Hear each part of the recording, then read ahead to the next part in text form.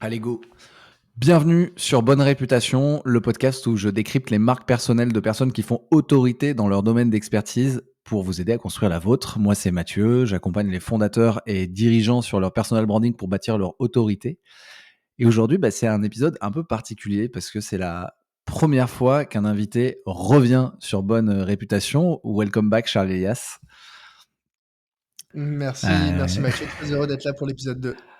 Yes, yes. Bah ouais, très cool de te revoir. Pour redonner un peu de contexte à celles et ceux qui nous écoutent, on a enregistré un épisode fin 2023. Ça faisait à l'époque 18 mois que tu t'étais lancé seul dans le conseil en investissement financier. On avait creusé comment en 18 mois, en fait, tu étais passé d'inconnu au bataillon à leader d'opinion sur ton secteur, sans être expert en marketing en plus à la base, puisque toi, tu es vraiment expert en gestion de patrimoine et en conseiller d'investissement. On parlait de chiffres qui étaient déjà impressionnants en 18 mois. Hein. Tu avais à l'époque plus de 10 000 personnes qui lisaient ta newsletter, 17 000 personnes qui étaient abonnées à ton LinkedIn, 100 000 personnes qui écoutaient ton podcast, 100 personnes accompagnées, presque 100 000 euros de chiffre d'affaires généré sur la première année. On était déjà sur des chiffres plutôt intéressants. Je sais qu'ils ont beaucoup évolué, mais c'était encore un peu le mode artisan à l'époque, solopreneur. Tu testais plein de choses, tu faisais tout seul. Et là, nous voilà en mai 2025, 18 mois plus tard. C'est marrant, on fait ça tous les 18 mois. Là, tu es passé vraiment en mode entrepreneur. Tes contenus sont devenus un véritable média d'éducation financière. Tu as pu passer par plein d'étapes et surtout systémiser tout ça. Et tu as annoncé dans un autre podcast récemment que tu visais 400 000 euros de chiffre d'affaires en 2025. Donc, ça a évolué aussi en termes de business. Entre-temps, tu prouves, même si je le savais déjà, que tu n'es pas juste un expert en investissement. En fait, tu es l'un des meilleurs créateurs de contenu business que je connaisse, en tout cas l'un des plus efficaces. Et du coup, merci beaucoup de revenir. La question que je voudrais creuser avec toi aujourd'hui, pour ceux qui nous écoutent aussi, c'est comment on systémise son personal branding pour en faire une machine efficace pour générer des revenus tout en restant humain. Parce que toi, tu es un businessman, en fait. Tu n'es pas quelqu'un qui veut juste être un influenceur. Et donc, tout ça, tu as une approche très systémique et très business de tout ça. Mais avant ça, je vais te laisser pour celles et ceux qui ne te connaissent pas, te présenter, toi, ton activité, ton média, peut-être aussi ton audience. On va parler de tout ça. Ouais, très bien. Écoute, moi c'est donc Charlie Asfara. J'ai fondé un média qui s'appelle Le Grand Bain, qui est un média dédié à l'éducation financière et qui a pour mission de démocratiser l'accès à l'éducation financière et à l'investissement au plus grand nombre. Et donc aujourd'hui j'ai 3 casquettes. J'ai une casquette de conseiller en gestion de patrimoine, donc j'ai un cabinet de gestion de patrimoine qui a pour objectif d'accompagner les particuliers qui veulent déléguer la gestion de leurs finances. J'ai un programme d'accompagnement où là je forme les particuliers à devenir autonomes dans la gestion de leurs investissements. Et enfin, j'ai une troisième casquette de créateur de contenu qui me permet, on va dire, à la fois d'exprimer ma créativité, qui est quelque chose d'important pour moi, mais aussi de servir de canal d'acquisition pour les 2 autres activités. Et donc, ça se passe à travers le média du Grand Bain, qui se décline sous différents formats. Une newsletter, un podcast, des vidéos YouTube maintenant. Je sais plus si à l'époque j'avais déjà lancé ça, mais ça a pas mal, on va dire, progressé depuis. Et évidemment, des posts LinkedIn très fréquents. Hein, ça, je poste en moyenne 4-5 fois par semaine. Et donc, tout cet écosystème-là, ça me permet de développer ma marque personnelle et de servir de levier d'acquisition principal pour mes activités rémunératrices. Et est-ce que, pour finir de poser le décor, parce que j'ai pas osé trop donner de chiffres, j'avais peut-être pas ici de chiffres à jour, c'est tu parlais de ton média et de ton business, c'est combien aujourd'hui ton média et combien aujourd'hui ton business en termes de personnes formées, pour comparer avec les chiffres de la dernière fois? Ouais. Alors au niveau du média, la newsletter, il y a à peu près 13 000 abonnés. Donc il y a eu une croissance, mais ça a été plus lent. Mais j'expliquerai pourquoi après. Ça va être intéressant sur OK, le sujet de intéressant. de la systémisation. Euh, le compte LinkedIn, il y a bientôt 30 000. Je crois qu'on est à 29 000 maintenant. Ouais. Donc pareil, ça a pas mal progressé. Et c'est quelque chose que j'ai gardé. J'ai gardé la main dessus. Il y a le podcast, pareil, qui a bien avancé, mais là, j'ai même plus suivi les chiffres. Je pense qu'on est à plus de 500 000, plus de 500 000 écoutes. Et enfin, on a le compte YouTube, qui lui est un petit peu plus jeune, un petit peu plus récent. Et on est je crois, on est autour des 16 000, 17 000 abonnés sur le compte YouTube. OK, OK, sur le compte Et ça, YouTube donc sur ça, c'est lequel pour tu la partie relais? média, pardon. Ouais. Ouais. Et sur la partie programme d'accompagnement. Donc sur le programme d'accompagnement, aujourd'hui, il y a bientôt 400 personnes accompagnées. Donc pareil, ça a bien progressé et comme tu as pu le dire, bah, c'est vrai que la première année qui était donc 2023, j'avais fait à peu près 100 000 € de chiffre d'affaires. 2024, maintenant, on peut le dire, on est revenu dessus. J'ai fait un petit peu plus de 300 000 € et là, 2025, bah, voilà, j'essaye d'être plutôt, on va dire, précautionneux sur les objectifs, mais j'espère faire entre 400 et 500 000 € de chiffre d'affaires pour cette troisième année. Merci, ça plante bien le décor. Tu nous régalais déjà après 18 mois avec des chiffres et une croissance impressionnante et puis tu continues en fait. On ne sait pas où tu vas t'arrêter, mais en tout cas en attendant, la manière dont tu le fais, je la trouve, très inspirante. C'est ça que je voudrais creuser aujourd'hui. Avant ça, j'ai une question que j'aime bien poser. Ce podcast, il s'appelle Bonne réputation. Qu'est-ce que tu penses de ta réputation toi aujourd'hui?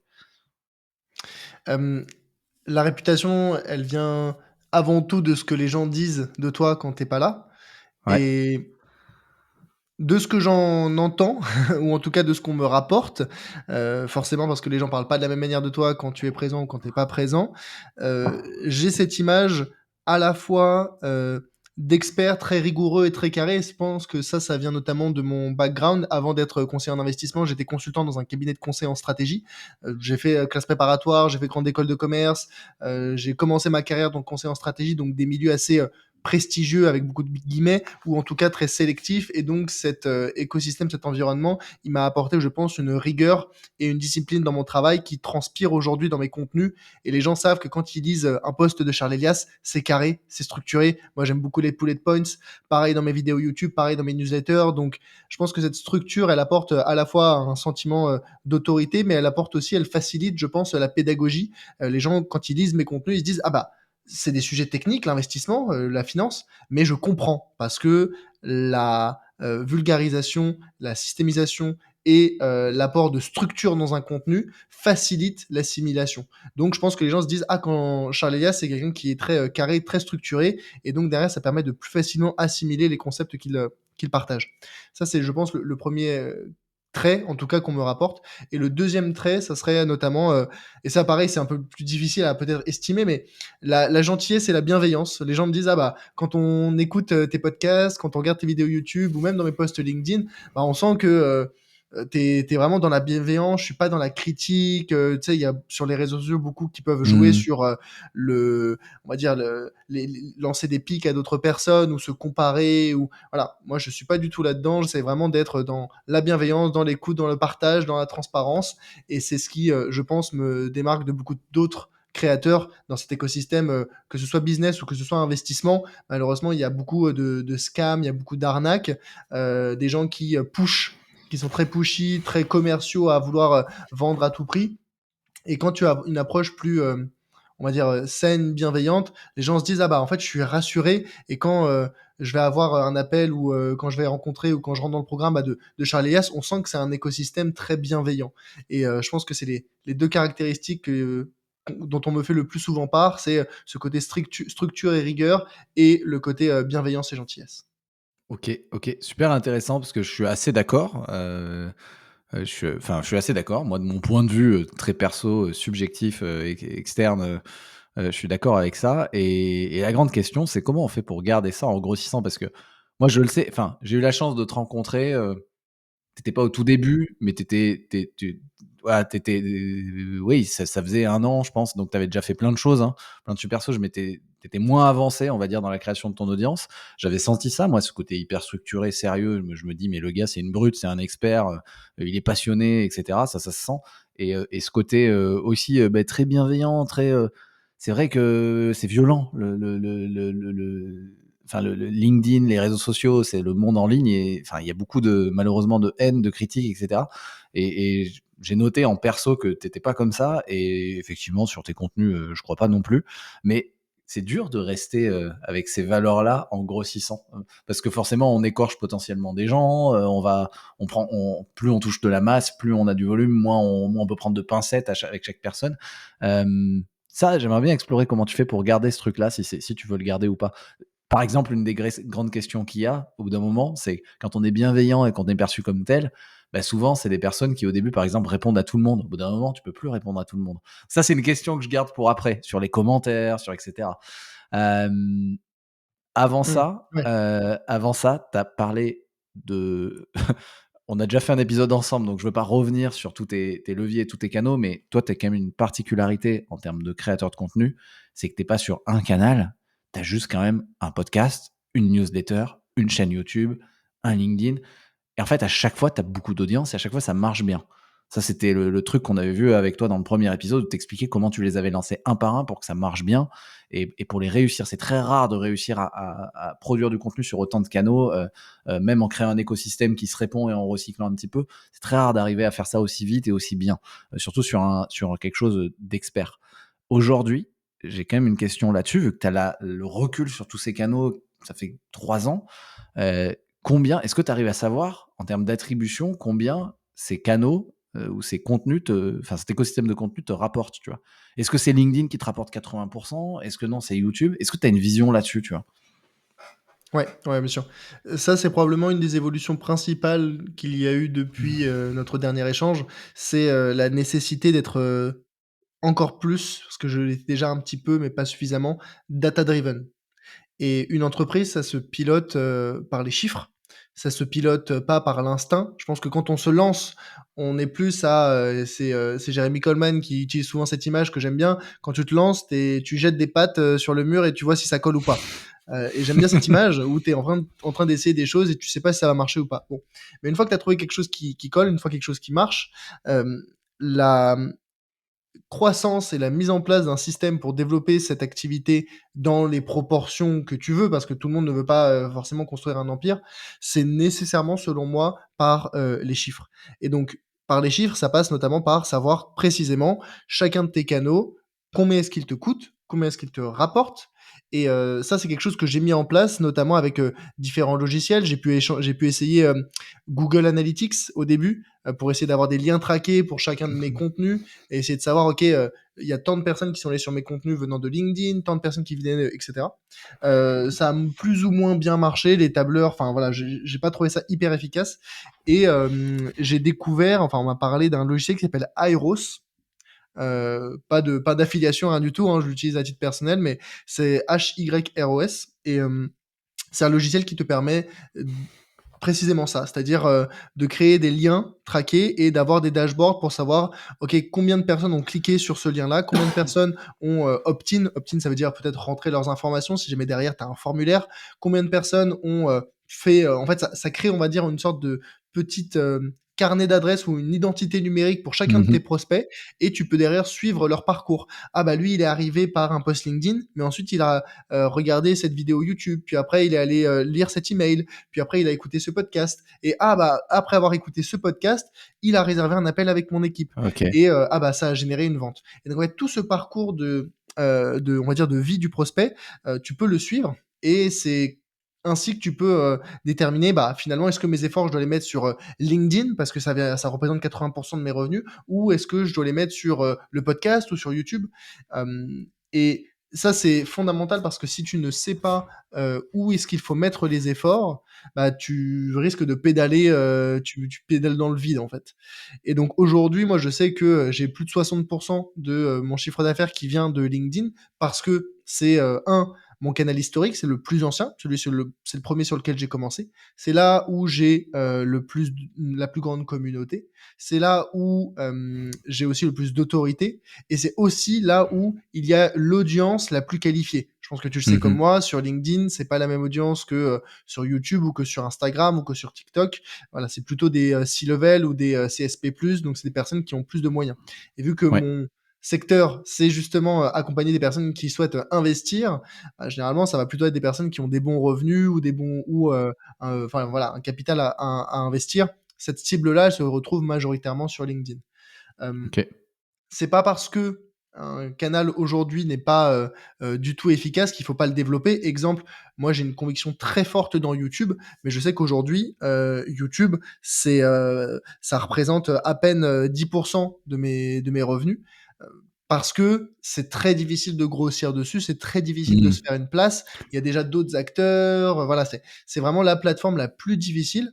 Mais Ouais. parce que j'ai une conviction très forte dans, cette plateforme, bah, aujourd'hui, c'est celle qui me coûte le plus et on pourrait se dire: «Mais attends, si jamais, ça LinkedIn, ça coûte pas grand chose entre guillemets à part un petit peu de temps Ouais. à écrire des posts, mais ça me rapporte 60, bah, mets-toi à fond sur LinkedIn» et je pense que ça serait le bon conseil, ça serait la bonne chose à faire pour quelqu'un qui cherche à, maintenir ou à avancer doucement dans son business.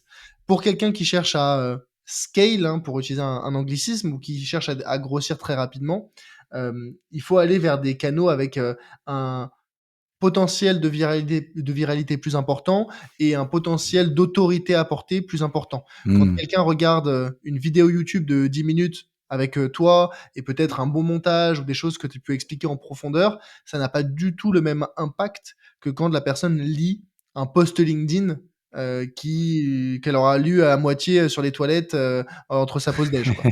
Donc voilà, quand tu as des réseaux comme celui-ci qui peuvent être très coûteux en temps, en énergie et en argent comme YouTube pardon, ça se lance, selon moi dans un second temps et c'est ce que je me suis permis de faire. Tu vois, je sais pas quand on s'était parlé la dernière fois si j'avais déjà lancé YouTube peut-être, Tu mais avais lancé c'était ton très ton récent. podcast sur YouTube. En fait, tu avais tes épisodes, filmés sur YouTube et ça marchait déjà bien, hein? Ça marchait bien, mais c'est vrai que moi je voulais lancer ce qu'on appelle des facecam, c'est-à-dire Ouais. des vidéos où je parle face à la caméra et c'est enfin, ça demande beaucoup de travail, que ce soit sur le script, que ce soit Ouais, sur ouais, le ouais. montage aussi derrière et ça demande des ressources en temps et en argent que c'est pas que j'avais pas, mais que j'étais pas encore prêt à mettre, et donc c'est venu progressivement. Donc Mais tu dis un truc très intéressant, attends, juste pour les auditrices auditeurs, c'est vrai que se lancer sur YouTube aujourd'hui, c'est pas comme en 2010 où, une caméra dans sa chambre, ça suffisait. Aujourd'hui, comme le réseau, comme le c'est Google déjà, comme le réseau en tout cas le YouTube, c'est un média qui a dépassé la télé, hein, en France, ça c'est il y a plus de trafic, plus de vues sur YouTube que la télévision et donc il y a un ticket d'entrée, il s'est professionnalisé, il est beaucoup plus mature, donc aujourd'hui le ticket d'entrée, c'est-à-dire les attentes sont beaucoup plus hautes. Donc on peut plus faire une vidéo merdique sur YouTube, donc ça nécessite un investissement que souvent les gens ne se rendent pas compte et une qualité dans l'écriture qui est aussi beaucoup plus élevée. Et c'est un réseau aussi, comme il est mature, eh ben, on met plus de temps à émerger. Il faut avoir des abonnés pour avoir des vues, etc. Et donc c'est forcément un truc à long terme en plus, alors que c'est vrai que pour se lancer, LinkedIn, en un post, on peut avoir beaucoup de vues. LinkedIn, c'est très court terme, en fait. Très court terme, très rapide. YouTube, c'est quoi qu'il arrive, même avec du bon contenu, c'est du long terme. Et donc, effectivement, et en plus, en termes d'attribution, intéressant ton retour d'expérience, mais dans l'attribution, en plus, je suis assez convaincu, mais ça, c'est plus que YouTube, à moins que tu aies une vidéo vraiment dédiée qui est faite pour la vente, ce qu'on appelle les vidéos de vente, c'est du contenu qui fait plutôt du branding et qui arrive en début de funnel. Et donc, le pauvre YouTube, dans tes attributions, comme c'est rarement la dernière étape avant la vente, souvent on se dit, ouais, il n'a pas contribué. Mais en fait, quelqu'un qui a peut-être vu une vidéo il y a 6 mois et on croit qu'elle a pas contribué à une vente, en fait, elle a contribué dans le chemin, quoi. Donc ça, c'est un ouais, autre c'est ça truc qui est un et peu piège. et ce qui est intéressant et ce dont il faut se rendre compte, c'est que pour moi, ça, c'est une anomalie, économique aujourd'hui. Quand on se lance sur YouTube, alors certes, tu l'as dit, ça peut demander un certain billet d'investissement, une caméra et cetera. Peut-être, on peut faire du montage ou on délègue le montage et cetera. Donc ça peut être un certain investissement. Mais YouTube peut devenir un canal d'acquisition pour une, activité, un business et en plus des revenus que ça peut générer, pour ton business, on est aussi rémunéré via les publicités Ouais. et donc aujourd'hui, on est dans un écosystème aujourd'hui, YouTube, c'est une plateforme sur laquelle tu es payé, on te paye pour faire de la pub pour ton business. Et toi, ça te rapporte beaucoup la partie pub sur YouTube? C'est pas C'est pas alors, il faut distinguer 2 choses. Il faut distinguer AdSense, qui sont les OK. publicités, incorporées par YouTube dans les vidéos, Oui. indépendamment de ta volonté. Enfin, quand tu es à je crois que c'est 1000 abonnés et un certain nombre de critères qui font que ta chaîne devient éligible à la monétisation. Ça, c'est assez, risible. Je veux dire, on parle de quelques centaines d'euros par mois. Par rapport à ce que me coûte YouTube en montage, Ouais. c'est ridicule.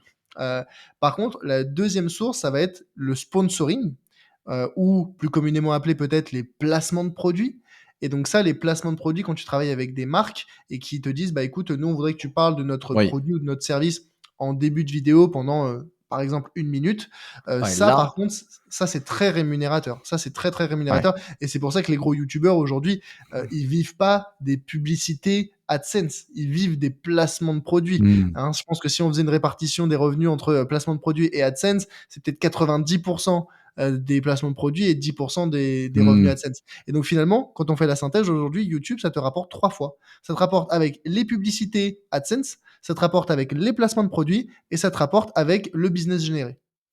Hyper, hyper intéressant OK, je voudrais parler on vient de parler de tout ce que tu fais, de YouTube et cetera, qui demande beaucoup de temps.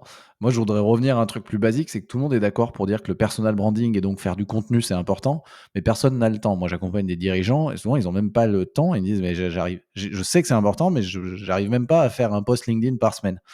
Toi, tu fais énormément de choses et à l'époque, il y a 18 mois, tu m'avais dit que tu passais 50 de ton temps sur la création et distribution de contenu. Ça, c'était il y a 18 mois.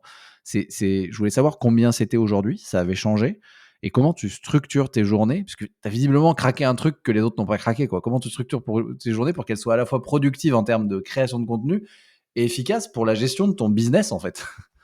Ouais. Alors, je pense que je passe moins de temps aujourd'hui. Si je devais donner un chiffre, je pense que on est plus près des 30-40 donc ça a un petit OK, peu diminué, mais ça reste une part importante. Typiquement, la newsletter aujourd'hui, j'ai délégué la rédaction à, je pense, 70 OK. 70-75 de la newsletter est déléguée. C'est aussi pour ça, et ça, c'est le contre-coup, on a envie, tu le disais tout à l'heure, de garder sa patte, son authenticité, sa marque personnelle dans tous les contenus qu'on crée, mais quand on développe l'activité, c'est pas possible. Tu peux pas rédiger 7 posts LinkedIn par semaine, un script de vidéo YouTube, un podcast et une newsletter. C'est impossible. Ou bien tu passes ton temps à faire ça et t'es créateur de contenu et c'est ok, mais t'es pas entrepreneur, t'es créateur de contenu. Mmh. Moi aujourd'hui, je suis avant tout entrepreneur et j'utilise ma casquette de créateur de contenu comme canal d'acquisition, comme levier d'acquisition. Donc, il faut accepter, et ça c'est difficile quand on est chef d'entreprise, hein, c'est que on a envie que tout soit parfait, surtout quand c'est des choses qui viennent entre guillemets de nous ou qui viennent de notre marque. Mais il faut accepter que bah, forcément, tu ne pourras pas tout faire toi-même, tu pourras pas tout contrôler, et donc déléguer à quelqu'un qui peut être bon, tu vois, il y a pas de souci, mais ça sera jamais aussi bon que toi. Par contre, bah derrière, au lieu de passer 8 heures sur une newsletter par semaine, bah tu vas en passer 2.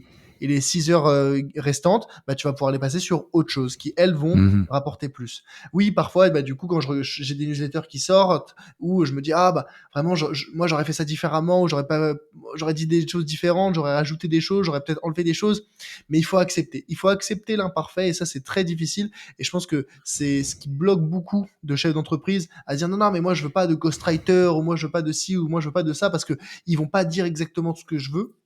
Et tu peux rester assis sur cette position, mais il faudra, dans ce cas-là, accepter que tu ne pourras jamais passer à l'échelle, tu n'auras pourras jamais scale. Si tu veux Mmh. garder la main sur tout ce contenu-là, bah, tu pourras pas développer l'activité. Ou bien tu dis, bah non, tout simplement, je fais une croix dessus. Je veux pas que quelqu'un délègue, mais j'ai pas le temps de le faire. Et c'est aussi peut-être le cas de beaucoup de personnes dans ton audience qui préfèrent tout simplement ne rien faire du tout.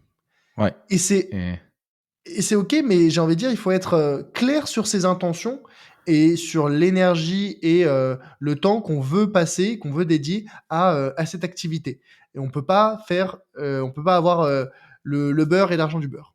mais toi donc du coup, même en ayant délégué, parce que là tu es passé à une étape, encore à l'étape d'après, il te reste quand même 30 à 40 et du coup, Mhm. voilà, je redonne ma question parce que je pense que ça peut intéresser du monde même si l'idée c'est pas de te copier, chacun a son truc. Toi, comment tu as réussi à trouver une orga qui te permet de faire de la création de contenu et du business? C'est un peu tous les jours ou tu fais du batching, 1 fois par mois, tu vois? Ça intéresse de savoir comment tu fais. Time block. Tu mets OK. des bloqueurs dans ton agenda. Moi, en moyenne, 9 heures à 12h30, 13 heures, donc les 3-4 heures du matin, c'est quasi exclusivement dédié à de la création de contenu. Et c'est l'après-midi où je vais passer, tu vois, je vais passer en moyenne, ouais, bien, bien 3 heures par jour. Et donc, moi, je fais plutôt des journées de, ouais, peut-être pas loin de 9 heures, 9-10 heures peut-être. Donc, ça fait bien un tiers de la journée, enfin, 30% de mon temps, 30-35% de mon temps qui est dédié à la création de contenu. Et ça, c'est le matin. Et l'après-midi, je le passe plus sur le business, sur les calls, sur la gestion des équipes maintenant, parce que depuis l'équipe a bien bien grossi. Donc maintenant, je fais aussi beaucoup de management. Donc c'est des Ok. compétences nouvelles à développer. Mais voilà, c'est une question de time blocker. Et là, tu parles de la création ou dans ces time blockers, il y a aussi de la distribution. Parce que distribuer sur YouTube, distribuer un podcast, tu le programmes, et cetera, tu pas besoin d'être là quand il part. Un post LinkedIn, on sait très bien qu'il y a il y a ce truc de, c'est pas juste créer, c'est qu'il faut être sur LinkedIn, répondre un peu aux commentaires, et cetera. Toi, tu t'es organisé comment pour tes posts, pour la distribution? Alors, ça, j'avoue, c'est un gros sujet qui a beaucoup évolué pour moi, ces derniers mois. Ça doit faire peut-être un peu plus de 6 mois maintenant, je pense. Peut-être même 1 an, je sais plus quand est-ce que j'ai pris cette décision. Hem, Là, ce dont tu parles, c'est ce que j'appelle le LinkedIn Game. Le LinkedIn Ouais, Game, c'est, le fait de publier et ensuite d'aller, interagir avec d'autres créateurs, d'aller commenter chez eux, d'aller liker en espoir, en attente qu'eux fassent de même par, principe de réciprocité chez toi. D'aller ouais. absolument répondre à tous les commentaires sur tes posts LinkedIn pour, améliorer la visibilité, pour montrer que tu es un créateur, on va dire, accessible, pour, voilà. Donc Bienveillant, tu vois? On revient sur ce que tu disais au début, tout quoi. à fait. Et ce principe du LinkedIn Game, je l'ai, j'avoue, je l'ai très, très, très fortement mis de côté, OK. pour 2 raisons. La première, elle est très, logistique, pragmatique, c'est une question de temps. Parce que quand on va sur LinkedIn, même si c'est initialement pour, juste commenter ou répondre à des commentaires, bah, tu le sais tout aussi bien que moi, tous les commentaires n'arrivent pas en même temps et donc en fait, tu te retrouves pris à passer, 15 minutes par-ci, 15 minutes par-là et mis bout à bout, ça fait, 1 heure et demie, 2 heures dans ta journée où en fait, tu as fait que commenter et puis, tu t'es retrouvé un petit peu à scroller sur le feed, Ouais. donc aussi tu as perdu du temps là-dessus et en fait, c'était, 1 heure et demie, 2 heures par jour que je ne pouvais pas, que je ne pouvais plus passer, j'ai pas envie de dire perdre, mais passer à, faire ce travail-là. Mmh. Surtout que, quand j'ai eu cette réalisation, je me suis dit: «Bah, soit j'engage quelqu'un qui le fait pour moi, soit tout simplement j'arrête de le faire» et donc au début, je me suis dit: «Bah, je vais engager quelqu'un» et Oui, tu donc j'ai m'avais engagé un partagé ça en off, que tu avais engagé une community manager à un moment qui faisait des commentaires. c'est ça. Donc j'avais engagé la community manager, mais forcément, et elle était bien, il y avait pas de souci avec ça. Le souci, c'est que forcément, quand c'est pas toi, tu sais, il y a un peu une question déjà un peu un d'expertise et puis 2 de personnalité, d'humour, des rebonds que toi tu pourrais avoir que elle ne va pas avoir ou en tout cas Ouais. ne va pas oser avoir ou ne va pas oser prendre parce que voilà, on reste sur un réseau social professionnel, tu as une certaine stature donc quand tu vas faire une petite blague un petit point Bah, d'humour, ouais. forcément c'est délicat pour la community manager. Elle sait pas: «Ouh est-ce que je suis un peu en train de marcher sur des œufs ou pas?» et donc in fine, je me suis dit: «Bah, en fait, c'est presque trop générique». C'est pas ChatGPT qui répond, mais un petit peu quand même. Et in fine, je me suis dit: «Bah, franchement, je préfère tester sans». C'est-à-dire sans, répondre aux commentaires, sans aller interagir chez d'autres personnes pour voir ce que ça donne et donc j'ai fait l'analyse. Les résultats de mon analyse Et, étaient et que tu l'as annoncé juste avant que tu donnes le résultat de l'analyse, ce qui est intéressant. C'est ce que j'ai noté. Je crois que c'est peut-être je sais pas si c'est il y a 1 mois ou 6 mois parce que je perds la notion de temps. Mais tu as dit, OK, j'arrête de donner de la force et de jouer le jeu des commentaires, tu vois. Et donc, tu l'as annoncé. Je sais pas si c'était pour faire un test temporaire ou pas. Mais du coup, pardon, je t'ai coupé le résultat de ça. le résultat de ça, c'était que, je n'ai vu quasi, aucun impact sur la performance des posts et que, le facteur déterminant sur, la performance d'un post, la performance dans le sens, la visibilité, le reach, les impressions, les interactions, c'était la qualité intrinsèque du post et le match entre ce que je disais, le fond et l'audience qui trouvait une certaine résonance dans mon discours. Ça n'était pas, les commentaires de gens qui venaient donner de la force, ça n'était pas les likes, c'était pas tout ça. Et donc j'ai fait ce test-là pendant, tu vois, avant de prendre une décision, je pense ça a bien duré 2 mois, 1 ou 2 mois et vraiment la conclusion c'était que le seul et unique facteur impactant la réussite d'un post, c'est sa qualité intrinsèque. Point. Et C'est pas les commentaires. alors, ce qui veut dire que toi, tu ne vas plus commenter chez les autres, c'est ça? Enfin, en tout cas, plus de manière systématique. Tu vas plus commenter sur les posts des autres, mais toi, est-ce que tu réponds toujours aux commentaires sous tes posts? Même pas? Même, enfin, même plus? Pas trop, pas trop. Et ça, pour le coup, peut-être, je dis encore une fois, je dis pas que les autres devraient faire de même, mais en tout cas, moi, ça a été ma décision. C'est pour ça qu'aujourd'hui, pour moi, LinkedIn, c'est 80%, 90% de la rédaction de posts qui me servent, moi, à titre personnel, pour Ouais, poser mes idées, pour voilà, réfléchir à certaines choses. Et donc, j'apprécie le côté expression de ma créativité. Ça me sert à avoir de l'acquisition client parce que les posts ouais, finalement génèrent de la visibilité, génèrent du trafic vers mes différents funnels. Mais j'ai complètement basé le sujet d'aller commenter chez les gens pour du retour, pour que eux fassent de même. Et même les réponses aux commentaires qui sont faits chez moi, je le fais plus systématiquement. Vraiment pas. Et là, tu peux aller regarder si tu veux en live, hein, mais mes derniers posts, je ne réponds pas aux commentaires. Euh, je- Tout simplement parce que j'ai juste pas le temps et que je considère que c'est pas le bon usage de mon temps. Oui, je pourrais engager quelqu'un qui le fait pour moi, mais bah, comme je t'ai dit, j'ai essayé. Pour moi, c'était pas suffisamment pertinent, suffisamment qualitatif. J'ai pas envie que les gens d'aller commenter chez les autres. Super post, merci. ouais. Voilà, c'est peut-être aussi ce côté authentique qui fait que maintenant, quand je vais commenter chez quelqu'un, bah, j'ai véritablement envie de commenter chez cette personne. Quand je vais liker un post, j'ai vraiment envie de liker ce post. Ok. Et donc je pense que finalement ça renforce bah, finalement la marque personnelle, le personal branding. Peut-être qu'il y a certaines personnes, et c'est certain, depuis que je fais ça, qui ne viennent plus commenter chez moi, qui ne vont plus liker mes posts, etc. Mais je suis en paix avec ça et c'est quelque chose que je me permets aujourd'hui en vue de la taille de mon activité, que je ne me permettais pas il y a un an ou deux et que je ne recommanderais pas forcément à des personnes qui se lancent. Qui se lance, OK. Donc attends, concrètement, ce que tu fais aujourd'hui, c'est que tu écris tes posts, tu les programmes, c'est ça? À une certaine heure, non? Enfin, Mhm. je crois qu'à l'époque, Ouais. c'était l'après-midi, tu as peut-être changé un peu ça, non? Là, Tu les maintenant, c'est programmes à quelle heure? le matin à 9 heures. Je programme mes Le mat posts pour toute la OK, semaine. Donc, en fait, l'organisation, c'est quoi? Lundi, 9 heures, 13 heures, j'écris entre 5, 6 posts, peut-être un peu plus. Ça dépend des jours, ça dépend de l'inspiration. Je les programme pour toute la semaine. Et après, je ne touche plus à LinkedIn quasiment de la semaine. Et là, je sais pas tu si y je peux vas aller même voir, mais pas quand ils sortent? Tu y vas même pas forcément quand ils sortent, quoi? Ou si tu y vas quand même 10 minutes quand ils sortent pour répondre aux premiers commentaires ou même pas? ouais, ouais, encore, j'ouvre mon post j'ouvre LinkedIn pour voir si le post s'est bien publié. Je peux y passer peut-être 5 minutes, 5-10 minutes, et après, je me déconnecte. OK, OK. Donc tu as éliminé quasiment le temps que tu passes, sur LinkedIn et ça, c'est super fort, même si c'est dur de faire au début.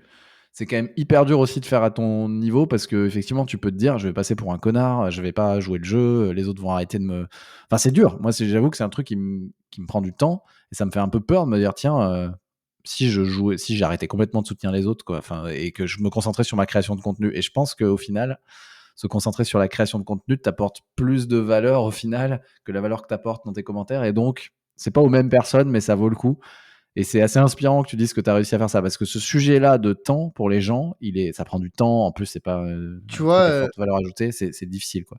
Ouais, là, je me suis, j'étais même pas allé voir. Ça faisait des mois, pour pas dire plus d'un an que j'étais pas allé voir le temps d'écran LinkedIn. Et c'est pas fake, hein. Là, je sais pas si on verra sur la caméra, mais mon temps 5 d'écran minutes moyen, 5 minutes. par jour, c'est par jour? C'est quotidienne, c'est une moyenne quotidienne. OK, OK, balèze, balèze. 5 minutes par jour sur LinkedIn et ça fait 60 de si je me plante pas de ton acquisition. C'est ça, Heu, parce que ouais. c'est le fameux 80-20. T'as masterisé le truc quand même, hein. Franchement balèze et je pense que c'est l'objectif, hein. C'est comment, enfin le but du jeu, c'est de sortir de LinkedIn en fait, c'est de sortir du jeu, quoi. C'est de l'utiliser comme un canal d'acquisition et non pas comme un réseau social. T'as hacké le truc. Juste de manière plus, globale, ce que tu me dis par rapport à il y a 18 mois, où tu passais 50 de ton temps et cetera, c'est que là tu passes aujourd'hui moins de temps, autant dans la création de contenu que sur la plateforme, en temps d'écran à distribuer du contenu. Elle est passée de 1 heure et demie par jour à 5 minutes par jour. Donc finalement, tu as décorrélé tes efforts de tes rendements, puisque Mmh. ton business a augmenté. Heu, Comment tu as fait? Est-ce qu'on a tout, qu'est-ce qui a marché et pas marché pour systémiser? Est-ce qu'on a tout abordé, je sais pas, recyclage, délégation, commentaires? Quels sont les trucs que tu as mis en place justement pour systémiser? Déjà, alors je pense qu'à l'époque je l'avais pas encore, mais j'ai pris une bras droit qui est slash une assistante, slash une COO, slash beaucoup de choses, et qui m'a permis de déléguer pas mal d'éléments, notamment des éléments administratifs, des éléments de service client, des éléments, de compta. Voilà, j'ai beaucoup, beaucoup de choses que je peux déléguer à cette personne, donc ça m'a déchargé aussi d'une partie de la charge, de travail. Et ensuite, ça a été le développement des équipes, équipe commerciale. Mais ça, pareil, avant, je faisais moi mes appels de vente. Maintenant, j'ai une équipe de commerciaux. Ouais, Ça demande du temps aussi à manager. Donc voilà, mais ça reste, tu vois, là où avant, j'allais passer 1 heure par appel de vente. Et donc, si jamais je faisais 10 appels dans la semaine, ça me ouais, prenait 10 heures. Maintenant, je vais passer 1 heure à coacher mes trois commerciaux. Et les trois commerciaux vont faire chacun 3 heures. Et in fine, on a fait le même temps, enfin, on a fait les mêmes, entre guillemets, résultats, à peu de choses près, modulo le taux de OK. conversion, mais derrière, j'ai passé une seule heure. Donc, c'est comme ça que tu peux te démultiplier. Pareil sur YouTube. Alors, j'ai jamais fait le Ouais, montage, mais maintenant, tu vois, j'ai des monteurs vidéo qui font le montage pour moi. Donc, ça, c'était obligatoire. J'ai le rédacteur pour la newsletter. J'ai des emails quotidiens, pareil, c'est quelqu'un qui rédige pour moi au OK. quotidien, 3 fois par semaine.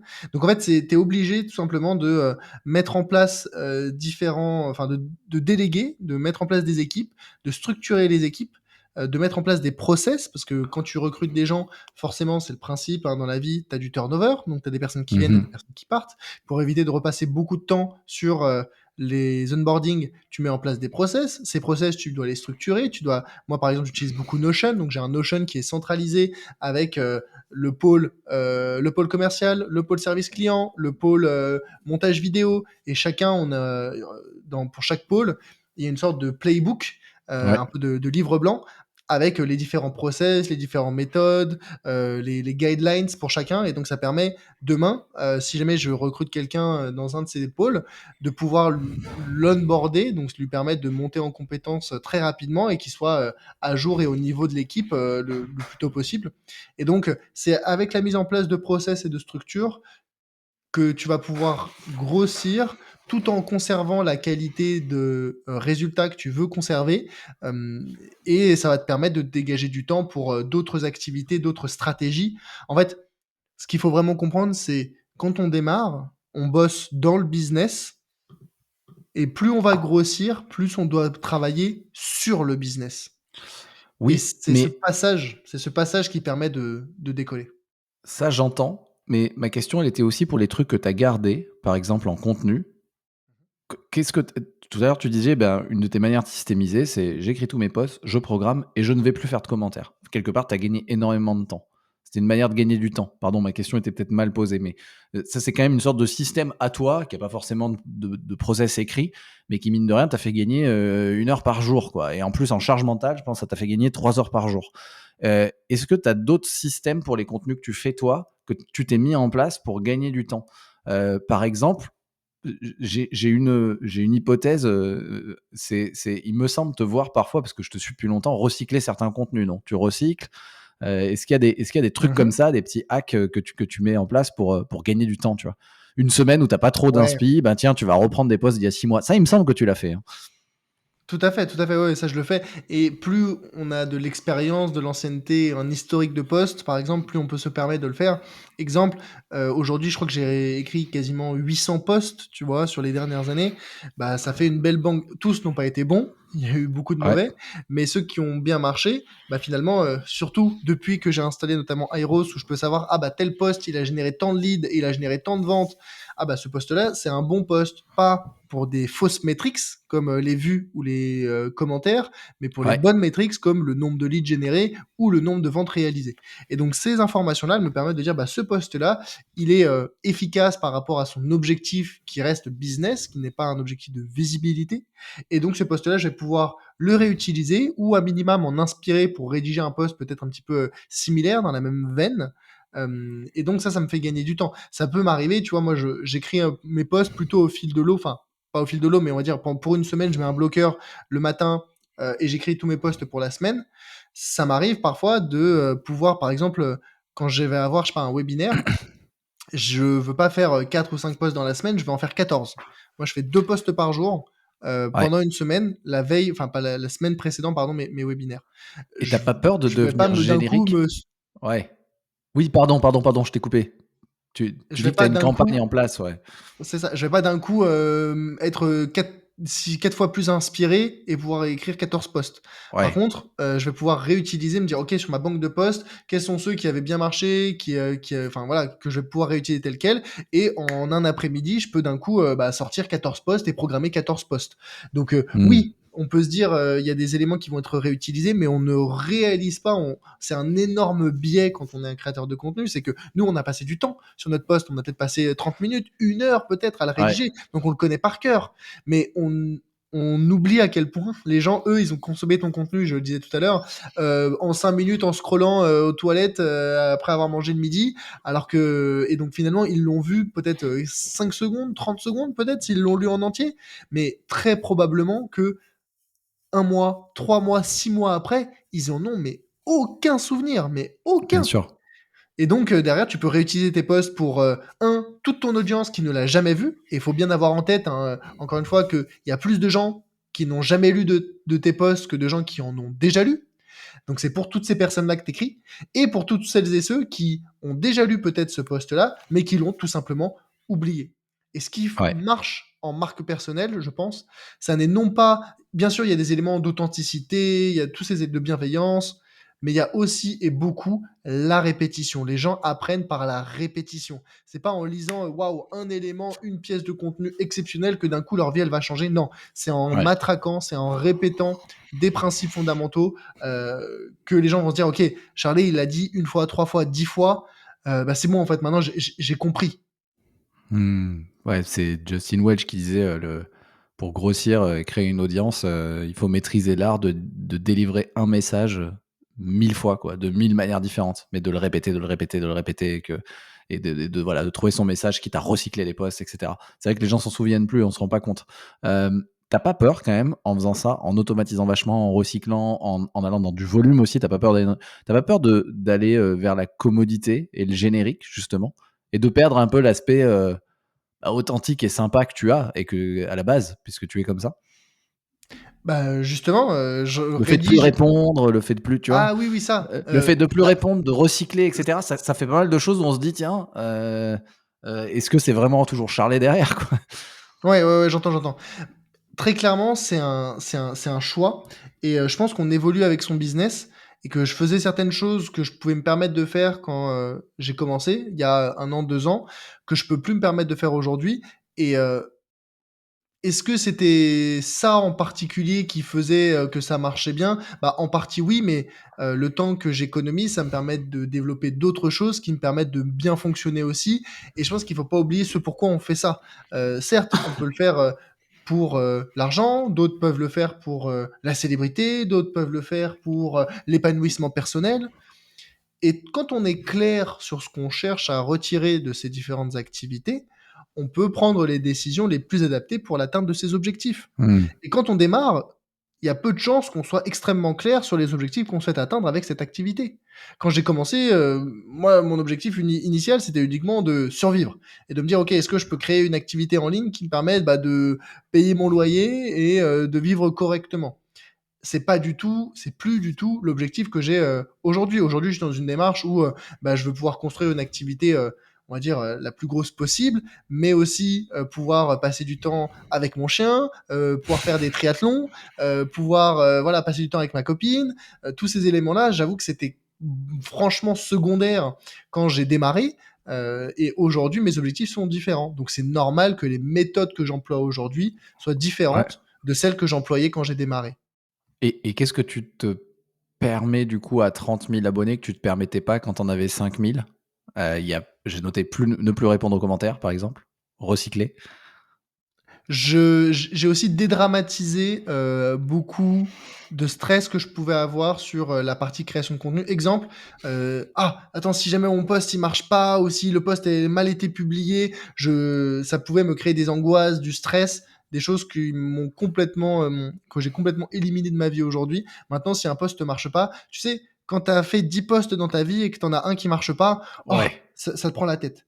Quand tu as fait 800 posts dans ta vie et que tu en as un qui marche pas, tout de suite, Next. J'en ai 800 derrière et puis j'en ai 800 qui m'attendent devant encore. Voilà, j'ai la vie est trop courte pour se prendre la tête là-dessus. Donc ça, je me le Mmh. permettais pas forcément avant. Pareil pour les vidéos YouTube. Maintenant que j'ai des vidéos, et des monteurs, je travaille avec une équipe. Bah, c'est déjà que ça coûte de l'argent YouTube, c'est un gros investissement en Ouais. temps, en argent, en énergie. Bah, tu as envie que tout se passe soit nickel. Bah, parfois il y a des problèmes. Tu vois là, typiquement aujourd'hui, il devait sortir une vidéo YouTube, bah, elle va pas sortir parce que le monteur m'a lâché, etc. Je sais qu'avant, ça aurait pu me faire péter un plomb, m'énerver, etc. Je me rappelle, on sauve pas des vies. On n'est pas médecin. Et ça, c'est quelque chose que je répète très souvent à mes équipes, parce que bien sûr, j'essaie d'instiguer une culture de la performance, de la qualité, et c'est nécessaire, je pense, quand on a des ambitions élevées. Mais il faut aussi savoir dédramatiser et rappeler qu'on n'est pas en train de sauver des vies. Et que si jamais la vidéo YouTube, elle sort pas aujourd'hui, elle sort pas demain, elle sort dans une semaine, c'est OK. Personne va mourir, je vais pas mourir, le business va pas s'effondrer à cause de ça. Voilà. Et ça, c'est, on va dire, j'ai presque envie de dire sagesse ou une prise de recul, en tout cas, que je me permets aujourd'hui et que je me permets moins, que je me serais moins permis il y a quelques temps. Tu t'autorises des pauses en termes de présence? C'est-à-dire que parfois je sais pas, tu es en vacances, tu es plus sur les réseaux ou tu t'organises tout le temps pour avoir des contenus qui partent? J'essaye toujours, j'avais un peu essayé les 2, de faire une pause complète et c'est vrai que presque quand tu as tellement l'habitude de publier, bah, ça te démange un petit peu et quand c'est pour une semaine, bah, est-ce que ça vaut vraiment le coup? Donc même quand, je pars en vacances, j'essaye d'avoir au moins 3 postes de programmés. Un, par exemple, si je pars une semaine, un le lundi, un le mercredi, un le vendredi. Voilà, je me suis facilement débrouillé pour avoir 3 postes. Je t'ai dit quand tu as 800 postes derrière toi, tu peux facilement en sortir 3 de plus. Je les programme et même topo que tout le reste de l'année maintenant. Je vais pas forcément commenter, je vais pas forcément aller liker, mais au moins je suis là et les gens ils te voient et ils te lisent et tu es présent et donc oui, je peux me le permettre aujourd'hui, mais mais voilà, tu as quand même, on va dire, une question de présence qui que tu as envie de maintenir et que tu as envie d'honorer. OK, OK, donc même, par exemple, si tu prends, des vacances un peu plus longues en août, que tu te prends une vraie pause, un petit break de plus 2 3 semaines, tu vas t'arranger pour avoir une présence quand même newsletter, LinkedIn et cetera, garder cette régularité. Ouais, ouais, mais tout ce qui est newsletter, pareil, je crois que, tu vois, là, on en est à la 130e édition, je sais même pas. Bravo. Donc ça fait ouais, ouais, ça commence à faire. Je pense depuis que je l'ai lancé, j'ai peut-être dû louper, allez, 2 semaines, tu vois? Deux éditions, c'est tout. Parce que, je me suis Le samedi toujours matin, les amis, tous les samedis ouais, matins à 10 heures, je le crois. grand Moi, bain, je la reçois tous les samedis matins à 10 heures. Je vais toujours mettre mon petit like généralement quand je le ça vois fait passer. plaisir, merci, merci. Heu, on peut le Mais oui, liker tu sur vois, Substack. c'est ça, c'est sur Substack. Mais voilà, j'ai envie, je veux qu'elle sorte et je me débrouille toujours pour qu'elle sorte. Et je pense que tu vois, c'est un peu comme moi, je fais souvent des comparatifs entre les entrepreneurs et les sportifs de haut niveau. C'est une question d'habitude, c'est une question Mmh. d'ancrage, c'est une question de respect de soi. Et ça, c'est un principe. Je sais plus où est-ce que j'avais lu ça et ça m'avait beaucoup parlé. Euh, Quand on a des habitudes, on peut se permettre de faire un écart. Mais si on fait un deuxième, par exemple, tu as l'habitude d'aller tous les jours à la salle de sport, Ouais. tu peux te dire: «Ah bah, aujourd'hui, pour X ou Y raison, je suis fatigué, je veux pas et cetera, je vais pas à la salle» et c'est OK. Mais 2 jours d'affilée, Mmh. c'est devenu une habitude Ouais. et donc je me suis jamais autorisé, jamais là en 3 ans d'entrepreneuriat, à faire, 2 écarts d'affilée. Je peux me permettre d'en faire un et pour des raisons, voilà, de fatigue, de plein de choses, mais jamais j'ai eu 2 fois d'affilée où, ah bah, j'ai pas sorti de vidéo YouTube ou bien j'ai pas fait de post LinkedIn ou bien j'ai pas fait de newsletter. Jamais, jamais, jamais parce que l'habitude, elle se conserve, elle se préserve, elle s'honore et je pense qu'on a les fruits de son travail quand on honore son travail. Magnifique. Comment t'intègres l'IA dans tout ça? On n'en a pas du tout parlé, mais je peux pas croire que toi, Charles Elias, qui est intelligent, qui systémise plein de choses, tu utilises pas l'IA. Je l'utilise de plus en plus et je suis convaincu qu'aujourd'hui, si on passe pas, entre 10 et 20 de son temps à soit utiliser l'IA, soit à apprendre à utiliser l'IA, on est en train de passer complètement à côté de l'avenir de l'économie et de l'avenir du business. Je suis certain, j'étais pas suffisamment âgé à l'époque, mais pour moi, on est dans le même niveau de révolution qu'à la sortie d'internet, Ouais, en 2000. On est au même niveau de révolution que, les réseaux sociaux, vers 2010. Cette vague de l'intelligence artificielle, c'est, obligatoire de se l'approprier, d'assimiler, d'apprendre à l'utiliser. Le meilleur conseil que je puisse donner aujourd'hui à des entrepreneurs, débutants comme avancés, c'est de passer au moins 30 minutes par jour, à manipuler l'outil, à voir ce qu'il est capable de faire, à se poser des questions de comment est-ce que je peux l'utiliser dans mon quotidien, qu'est-ce que je pourrais automatiser dans mes activités, comment est-ce que je pourrais l'utiliser pour du brainstorming. Et donc, ça, c'est quelque chose que je fais de plus en plus. Et plus je l'utilise, plus je réalise à quel point ça va devenir une part intégrante, obligatoire de n'importe quel business on va dire, qui se veut à jour, à la page. Et surtout, ça démultiplie ta capacité ou ton impact dans tes décisions et dans ton activité. Moi, je l'utilise par exemple pour prévoir pour tester des titres des titres de vidéos YouTube, OK, pour me faire une suggestion de trame pour un épisode de podcast, OK. pour par exemple, là, je suis en train de construire un nouveau programme d'accompagnement, une nouvelle formation pour pour lancer une activité de CGP indépendant en parallèle de son emploi salarié. Et ben, je l'utilise pour, tu vois, des recherches un petit peu, on va dire, réglementaires, administratives, aller me taper je sais pas combien de centaines, voire milliers de pages du règlement de l'autorité des marchés financiers pour aller chercher les petites lignes, etc. Je pourrais le faire. Ça me prendrait des heures et des jours. Ou je peux tout simplement demander à ChatGPT ou à Mistral AI ou à Claude ou à Gemini, bref, à tous ces outils, la question que je cherche. Évidemment, la confiance ne veut pas dire qu'on doit négliger la vérification, mais en tout cas, ça fait gagner un temps monstre. Ça m'aide aussi pour du brainstorming, hein, quand je suis en train de réfléchir à des idées. Exemple, je suis en train d'écrire un post LinkedIn et moi j'aime bien fonctionner par trois. Quand je vais faire des bullet points, par exemple, ou avoir trois parties, ou avoir trois bullet points, bah, Mmh. et que j'en ai que deux en tête, je vais expliquer un petit peu le contexte. Je lui dis, bah voilà, j'ai une idée 1, une idée 2. Est-ce que tu as une suggestion pour l'idée 3? Et très souvent, et propose-moi 3, 5, 10. Hop, tu choisis le meilleur dans les 10. Et voilà, et tu as gagné du temps. Ou j'aurais pu bah, me poser à mon ordinateur et puis bah, me regarder dans le blanc des yeux avec le reflet de mon ordinateur et espérer que l'idée vienne. Et ça aurait pu venir ou ça aurait pu ne pas venir. Bah là, au moins, je systémise la génération d'idées et la créativité. Encore une fois, ça ne va pas remplacer la créativité, mais c'est un outil qui va te permettre de stimuler, d'activer, de compléter et surtout de le faire de manière très, très, très rapide.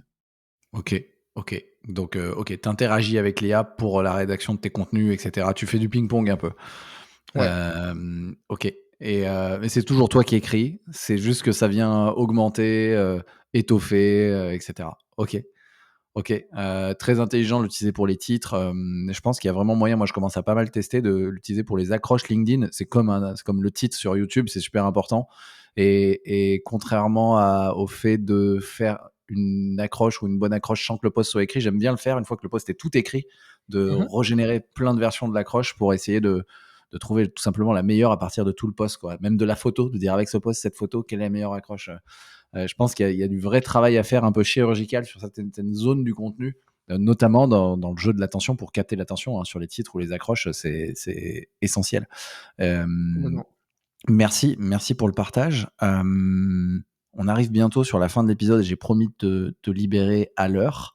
J'avais toujours plein de questions, je pourrais pas tout poser, ça c'est pas grave, mais on a déjà fait pas mal de choses. Euh,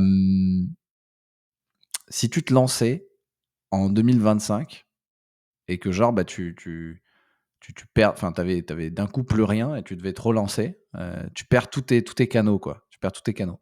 Mais tu as gardé toute ta connaissance, ton savoir-faire. Tu ferais comment étape par étape pour te lancer aujourd'hui? En termes de Je contenu, hein, je parle bien sûr plutôt focus, tu vas relancer ton business, mais focus pour la communication, le contenu, le personal branding. choisirais un canal de visibilité. Je choisirais un canal de rétention et je choisirais un canal de conversion. comment est-ce que je le choisirais? Je le choisirais déjà par appétence, par connaissance de ce canal. Exemple, moi, je suis pas du tout Instagram. J'y connais rien à Instagram. Je connais pas les codes d'Instagram, donc je vais pas me lancer sur Instagram. Que ce soit pour la visibilité ou la conversion ou la rétention, peu importe. Par contre, je connais vachement bien LinkedIn, donc pour la découvrabilité, c'est très bien. Par contre, pour la rétention, c'est éclaté. Pourquoi? Parce que la durée de vie d'un post LinkedIn, c'est en moyenne 24-48 heures et encore, sauf si ton post il devient viral, mais bon, c'est pas par définition tous les posts. Donc c'est très bien pour la découvrabilité, mais très nul pour la rétention. Donc pour me faire découvrir, j'irai sur LinkedIn. Ensuite, pour la rétention, Heu, il y a besoin de montrer à la personne quel est ton écosystème, quel est ton univers.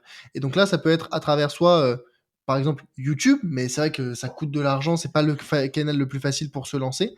Soit, un compte Instagram éventuellement, si quelqu'un, connaît bien, maîtrise bien Instagram. Soit ça peut être aussi une newsletter. Mais l'idée, c'est vraiment de pouvoir rentrer en profondeur dans tes idées. Par exemple, le canal de découvrabilité, ça pourrait être Twitter, hein, ça c'est très facile, très rapide à faire, mais c'est pas forcément en lisant des posts, des tweets que, enfin X, que des gens vont se dire: «Ah ouais, moi je suis vraiment hyper aligné avec, sa Mmh. philosophie, c'est vraiment un expert de son sujet». Non, c'est bien pour la découvrabilité, mais ça reste très en surface. Faut rentrer un échelon plus bas avec de la rétention. La rétention, ça va vraiment être pour, faire comprendre à la personne c'est quoi ton expertise, c'est quoi ton écosystème, ta vision, tes valeurs. Donc ça peut se faire, comme j'ai dit, avec des vidéos YouTube, avec un compte Instagram, avec une newsletter. Et enfin, il va falloir un canal de conversion. Et donc là, ça peut être par exemple des emails quotidiens ou des 3, 4, 5 emails par semaine, peu importe, où là, tu vas plus en détail parler peut-être de tes offres, de tes services. Et c'est parce que les personnes t'ont découvert, qu'elles ont compris ton expertise, tes valeurs, et que tu leur auras présenté ton offre, que là, tu as bah, finalement un funnel qui roule plutôt bien. Parfait, c'est hyper carré. Merci, donc toi, en fait, si tu te fais, hacker et que tu perds tout, je pense que tu retrouves, en 6 mois, tu retrouves ton autorité et ton business, quoi. C'est ça qui est génial. Bah, j'espère C'est pas, avoir à le vérifier, mais mais j'ose espérer que, en tout cas, ça devrait pas trop mal se passer. Et ça c'est un autre élément, c'est vraiment tu vois, le stress que tu peux avoir quand tu te lances dans l'entrepreneuriat, à te demander: «Mais est-ce que ça va marcher?» En fait, il vient pas tant de la difficulté ou du risque de se lancer, mais elle vient plus du manque de confiance que tu as dans ta capacité à un faire le job et 2 à générer des revenus. Et c'est pour ça que arrivé à mon stade, à mon échelle, je suis très loin d'être très gros, hein. Je veux dire, il y a beaucoup d'entrepreneurs qui sont bien plus gros, bien plus compétents que moi, mais j'ai atteint un certain niveau d'activité qui fait que et surtout un certain niveau de connaissance et de compétence qui fait, comme tu l'as dit, que si jamais demain je perdais tout, mais en fait, je suis pas tant stressé que ça parce que je sais ce qu'il faut faire pour me relancer, pour redécoller, pour créer du contenu qui attire, pour créer du contenu qui convertit. Et en fait, c'est cette connaissance-là qui est ton véritable trésor de guerre et qui représente les fondations de ton activité, de on va dire, de ta valeur en tant qu'entrepreneur. mmh. Merci beaucoup, pour le partage, Charles Elias. C'est encore une masterclass. J'aime bien parce que c'est vraiment différent du premier épisode qu'on avait fait et il apporte, je pense, tout autant de valeur. Donc pour celles et ceux qui nous écoutent, si vous n'avez pas écouté le premier épisode qu'on avait fait ensemble, il y a 18 mois, Charles Elias avait expliqué tout son processus de 0 à 18 mois, comment il avait fait pour installer son autorité, étape par étape. Allez-y, c'est vraiment intéressant et voilà, suffit qu'on plaide bien. Merci beaucoup une nouvelle fois pour ta générosité, toute la valeur que tu partages, ta transparence aussi. Encore une fois, les épisodes, merci à tous ceux qui sont toujours là et qui nous écoutent, bien sûr aussi. Les épisodes de ce podcast sont faits pour inspirer, hein. Je dis que c'est une masterclass, mais c'est fait avant tout pour s'inspirer. Si vous voulez des ressources plus actionnables, bah, vous savez qu'il y a ma newsletter, le carnet de Mathieu, où je donne des méthodes et des ressources beaucoup plus actionnables. Si vous voulez aussi donner des feedbacks, n'hésitez pas à le faire, en tout cas en ce qui me concerne sur LinkedIn dans la messagerie. Comment on fait pour ceux qui veulent te dire merci, t'envoyer un petit mot, te contacter, Charlet? C'est Bah, quoi le plus le simple, le effectivement, canal? c'est LinkedIn. Alors pour le coup, même si je, vais pas forcément commenter, je réponds aux messages privés. J'essaye autant que possible. Donc il y a voilà, je pense que LinkedIn, c'est le canal le plus simple, mais sinon, peut-être par email aussi, là, je réponds également. LinkedIn et email. Pour bosser avec toi, il faut aller où? C'est tout sur ton LinkedIn ou il y a des liens que je peux mettre dans les ressources de l'épisode pour aller voir tes accompagnements et tes formations? Ouais, bah, il y a le lien de mon site maintenant j'ai un site, j'avais pas de site avant. OK. Je pense que c'est très secondaire d'avoir un site, mais bon, c'est utile dans certaines situations. Maintenant, j'ai un site et donc sur ce site, on peut retrouver l'ensemble de mes services et de mes contenus. Magnifique, bah, je vais mettre tout ça dans les notes de l'épisode. Merci beaucoup, Charles Elias, c'était vraiment top. Beh, merci à toi pour l'invitation, Mathieu. Top, top.